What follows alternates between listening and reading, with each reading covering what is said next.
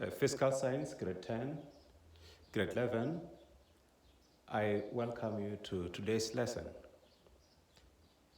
We are going to look at Lewis structure. The Lewis structure uses dots and crosses to represent the valence electrons on different atoms. And we know that the valence electrons are those electrons that are in the outer shell of an atom. When we do the structure of an atom, there is we have the shell, which is further away from the nucleus. That's where we find the valence electrons. So these valence electrons are the one that takes part in the formation of a bond. So how do we draw the Lewis structure of different compounds? We are going to look at the first example, which is hydrochloric acid, HCl. We want to see how the bond between H and chlorine was formed. So let's start.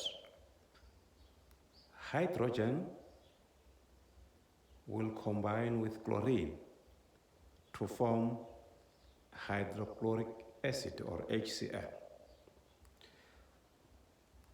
I already said that the bond will be formed by the electrons which are on the outer shell of these two atoms. If you look at hydrogen, on the outer shell, we only have one electron.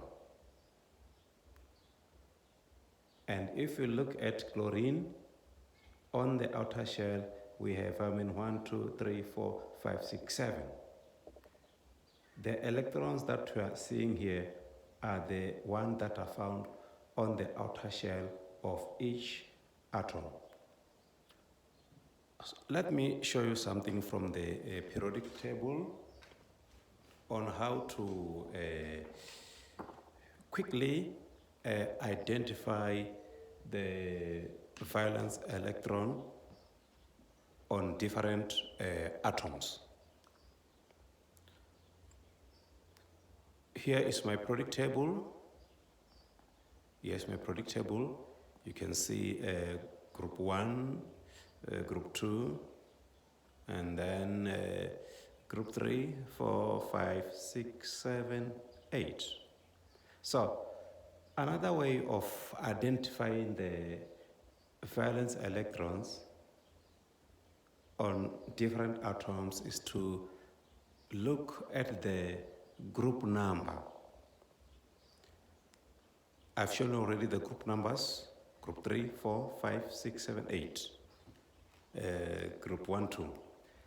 These group numbers also tells us the number of electrons on the outer shell. The group number also tells us the number of valence electron on each atoms. For example, let us look at hydrogen. It is in group 1. And then the number of electrons on the outer shell is 1. Let's go to magnesium. It is in group 2. And the number of valence electrons in magnesium is 2. Let's go to another one, which is, let me just pick carbon there. It is in group 4. And the number of valence electron is 4. Same applies to oxygen. It's in group 6, which means that the number of valence electrons is 6. So, using the group numbers makes it easy for us to know how many electrons on the outer shell. So for hydrogen is 1 and for chlorine is 7. So for this bond to be formed, the outer shell of each atom, outer shell of hydrogen and outer shell of chlorine, the outer shell must be filled. We know that for hydrogen, it needs only 1 because it's only one shell. The first one requires 2 and the hydrogen has 1. It means that it needs another one to fill the shell. Chlorine, it has 7. And for this shell to be filled, it needs 8. It means that chlorine needs 1 electron. So what will happen is the following. There will be a sharing of electrons, which means that hydrogen will contribute an electron and a chlorine will also contribute an electron. So they must share. Hydrogen needs 1 and chlorine also needs 1. It means that these two must contribute 1. Each must contribute 1 electron. The electrons that each has contributed, I'll put them in the middle here for the hydrogen and also for the chlorine. Let me shift it. I'll put them in the middle here. For the hydrogen is this one. This electron, here it is, and this one is also here. They are sharing this electron. If they're sharing, it means that these 2 electrons now belongs to hydrogen and they also belong to chlorine. Let's check if this sharing resulted in the filling of the outer shell of these atoms. For hydrogen, 1, 2. It only has 1 shell. Now we can see that there are 2 electrons, which means that it is filled now. The outer shell of chlorine, it has how many? 7. After sharing now, it has how many? 1, 2, 3, 4, 5, 6, 7, 8. The outer shell of chlorine is filled, it has 8, and the outer shell of hydrogen is also filled, it has 2, which means that the bond has now been formed. This type of bond which is formed here is called single covalent bond. It's called single covalent bond. Let's go to another example. This time we are going to look at H2O, which is water. H2O, which is water. Hydrogen, oxygen, and hydrogen. 2 hydrogens and 1 oxygen. They combine to form H2O. Let's see how the bonds were formed. We know that hydrogen has 1 valence electron, and then oxygen, if you go to the periodic table, it falls under group 6. It means that it has 6 valence electron. Another hydrogen, it only has 1 shell and it has 1 electron. So for the bond to be formed, there must be sharing of electrons. Hydrogen, it has 1, it needs another 1. This other hydrogen, it has 1, it also needs another electron. Oxygen has 6. it means that it needs 2. Where is it going to get these 2 electrons? It will get the 2 electrons from the atoms which are next to it. In this case, we have 2 hydrogen. These 2 hydrogen must contribute those electrons that oxygen needs. And where will these 2 oxygen get the other electrons? They must get it from the oxygen. In this case, the following will happen. Hydrogen will contribute 1, and oxygen will contribute 1. Hydrogen contribute 1, oxygen contribute 1. When we come to this other hydrogen, the same will happen. Hydrogen will contribute 1, oxygen will contribute 1. You can see that oxygen contributed 1 to each hydrogen atom. And what will be left around it is how many? Is 1, 2, 3, 4. Because it was 6 before. Now it has 4 left, the one that are not involved in the sharing. So a bond will be formed here and another bond will be formed here. If you check around hydrogen, we have 2. Around another hydrogen, we have 2. And then around oxygen, we must have 8. Let's count around it. 1, 2, 3, 4, 5, 6, 7, 8. The bond is formed between oxygen and 2 hydrogens, which resulted in water. We are moving to the next example. This one is for CO2. This one is for CO2. 2 oxygen bonding to a carbon. Carbon bonded to 2 oxygen. Again, we will make use of the valence electrons around oxygen and around carbon and around oxygen. This oxygen is in group 6. It has how many valence electrons? 6. Carbon is in group 4. How many valence electrons? 4. Another oxygen, group 6. How many valence electrons? 6. So now there will be sharing. But before we go to sharing, you check what each one needs. You can see that oxygen has 6. To fill the outer shell, it needs 8, but it has 6. Another oxygen, it has 6. To fill the outer shell, it needs, there must be 8. It needs 2.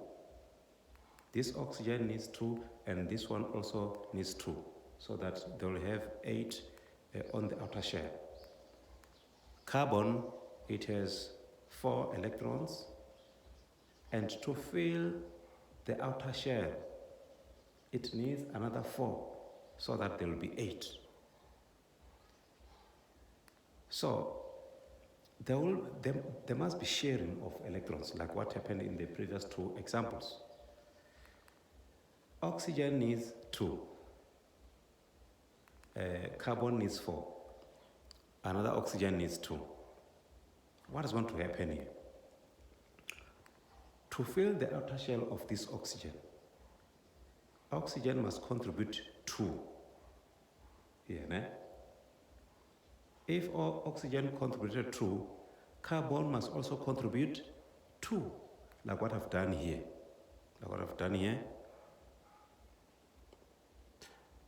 Oxygen contributed 2. How many left around it? 1, 2, 3, 4. Carbon contributed, it has 4 before, then it contributed 2 also. How many left? 2 is left. 2 is left. Let's come to another oxygen and carbon. Same will happen here, because this one, it has a 6. It has 6 here. It is going to contribute 2. here, it has contributed through. This carbon, remember, after it has contributed through with this oxygen, only 2 electrons were left. Now it is contributing another 2 electrons here as a result of this oxygen contributing 2 electrons. It means that around it here, nothing is left. All that carbon has is sharing with these 2 oxygens. Now, let's check if the outer shell of oxygen, carbon, oxygen are filled. We must get 8 around oxygen, 8 around carbon, and 8 around another oxygen. Remember, the one that are sharing belongs to oxygen and carbon. This one here that are being shared here belongs to oxygen and carbon. Let's count the electrons around the first oxygen. 1, 2, 3, 4, 5, 6, 7, 8. The outer shell of this oxygen is filled. Let's come to the other oxygen there. Let's come to another oxygen. 1, 2, 3, 4, 5, 6, 7, 8. Even the outer shell of this other oxygen is filled. Now let's look at carbon. 1, 2, 3, 4, 5, 6, 7, 8. Even the outer shell of carbon is filled. The type of bond that was formed here is called double covalent bond. Let's move to another example, which is the last one. We are going to look at HCN, hydrogen cyanide. Again, we will use the periodic table to quickly identify the valence electrons around hydrogen, carbon, and nitrogen. Around hydrogen, we already know that is 1. Around carbon is 4. And around nitrogen is 5 because it belongs to group 5. So hydrogen needs 1. Carbon has 4. It needs another 4. Nitrogen, it has 1, 2, 3, 4, 5. It needs 3. So the sharing between hydrogen and carbon will be different from the sharing between carbon and nitrogen. It will depend on the needs of this side and the needs of the other side. Hydrogen needs 1. It means that it will share 1 with carbon. Carbon has 4. If it shares 1 with hydrogen, it will be left with 3. Nitrogen has 5. 1, 2, 3, 4, 5. It needs 3. It means that it is going to share 3 with carbon. You can see 3 of nitrogen, and the remaining 3 of carbon are now being shared with nitrogen. And only 2 left on the other side of nitrogen. If we check around each atom, you can see that the outer shell or the outer shells are filled. Around hydrogen, we need 2 only. 1, 2. Around nitrogen, we need 8. 1, 2, 3, 4, 5, 6, 7, 8. And around carbon, we also need 8. 1, 2, 3, 4, 5, 6, 7, 8. Which means that the outer shell of nitrogen, carbon, and nitrogen are filled. This type of bond formation here is called triple covalent bond. Triple covalent bond because 3 pairs are shared here. And this one is single covalent bond. Single covalent bond, triple covalent bond.